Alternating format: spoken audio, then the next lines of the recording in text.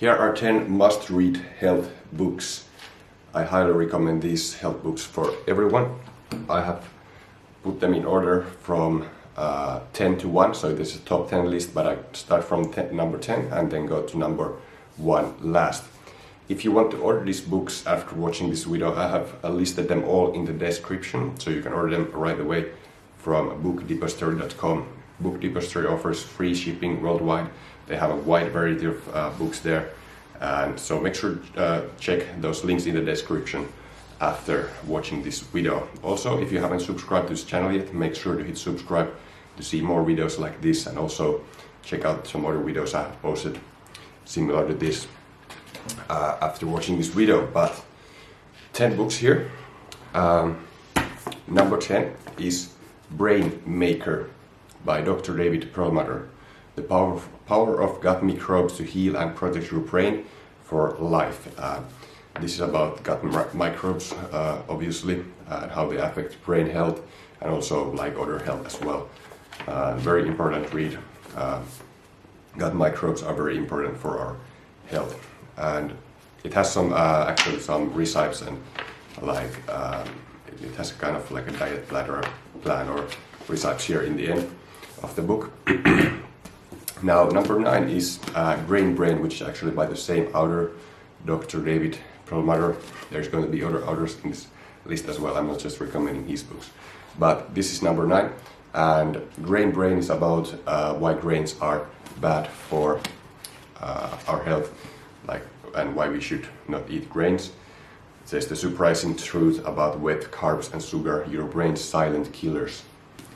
And this as well has a diet plan in the end, and it goes in very much depth, like of the effects of grains and why you should not eat them and other foods instead.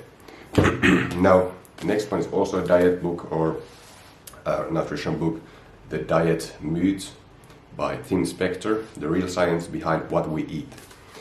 This also goes much in depth about like foods that are good for us and bad for us, talks about gut microbes actually as well.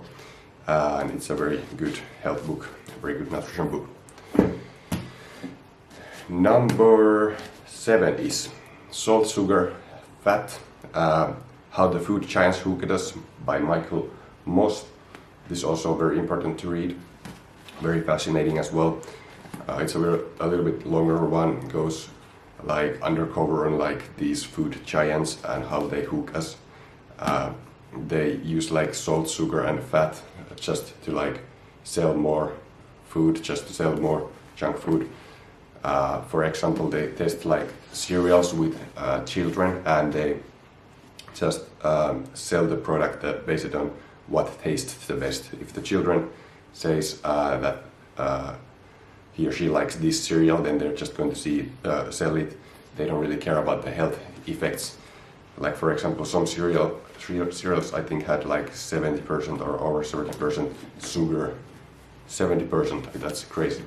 And also some chips companies, they just pour salt over them so much that they need to like wipe the floors after that, because there's so much salt when the chips go there. And yeah, it's just because these are addicting substances, like sugar for example is like more addicting than cocaine. So it's very like they just think about the business and making money. They don't really care about you as a customer. And then next, The Omnivore's Dilemma by Michael Pollan, and this says a natural history of 4 meals. So this is a longer book. I read this last year in Italy.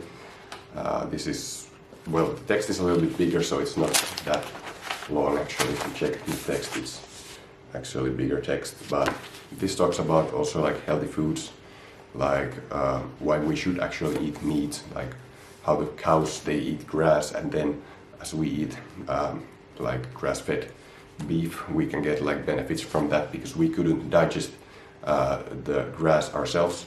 So it's much better that we eat the cow that actually has eaten it, so we can get the health benefits from the grass as well. So yeah, and it talks about like why mushrooms are healthy, and like the history of 4 meals, like goes very much in depth. And yeah, I think it goes like the Industrial Revolution, everything talks about it. But then next is a little bit different. Matthew Walker's Why We Sleep. This is about sleep, everything you need to basically know about sleep, why we need to sleep 8 hours a night, how caffeine affects sleep, how like electronic devices and everything affects sleep. I think he talks about that as well. It's a while that I read this, but very important book to read. It will make you very much like prioritize sleep more after reading it. The New Science of Sleep and Dreams is the subtitle. Now, Wet Belly is the next one. Dr. William Davis, The Effortless Health and Weight Loss Solution. So this talks about how wet in specific, and also I think in other grains, he talks about how other grains are also bad for us, I think.